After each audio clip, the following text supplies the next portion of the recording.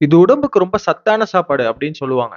இந்த சத்துனா என்னன்னு இன்னைக்கு பார்க்கலாம். உங்க கையில இருக்க ஃபோன பார்த்தீங்கன்னா, அது நெறைய பொருளால உருவாகியிருக்கு. மெட்டல், செராமிக், கிளாஸ் அது மாரி. உங்க உடம்பு எடுத்துக்கிட்டீங்கன்னா, செல்ஸ் இருக்கு. அந்த செல்ஸ் வந்து amino acids, glucose, lipids, minerals இப்படிப்பட்ட பொருளால உருவாகியிருக்கு. நம்ம உடம்புல இருக்கக்கூடிய செல்ஸுக்கான ரா மெட்டீரியல் தான் அமினோ ஆசிட். இத யூஸ் பண்ணி நம்ம செல்ஸ் அதுக்கு தேவையான செயல்கள செஞ்சுக்கும். செல்ஸ்ல அமினோ ஆசிட் இல்லன்னா, அதுக்கு தேவையான செயல் செய்யறதுக்கு பொருளே இருக்காது. செல்ஸோட பேட்டரி சார்ஜர் தான் குளுக்கோஸ். இதுலேருந்து வரக்கூடிய எனர்ஜி தான் ஏடிபி. எப்படி ஒரு செயல் செய்ய பொருள் தேவையோ, அது மாரி சக்தியும் தேவை. இந்த சக்திய ஸ்டோர் பண்ணிக்கிற பவர் பேங்க் தான் லிபிட்ஸ். நெறைய செல்கள் ஒண்ணா சேர்ந்தா மனித உடல் ஆகுது.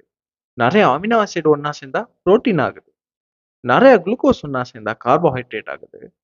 நெறைய லிபிட்ஸ் ஒண்ணா சேர்ந்தா ஃபேட்ஸ் ஆகுது. ஒரு இயந்திரத்துக்கு பொருள், சக்தி, சக்தியை சேமிக்கும் திறன் எல்லாத்தையும் குடுத்தா, அது வெற்றி பெறும்.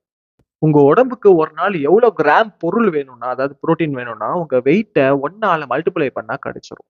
உதாரணத்துக்கு 70 கிலோ இருக்கவருக்கு 70 கிராம் தேவைப்படும்.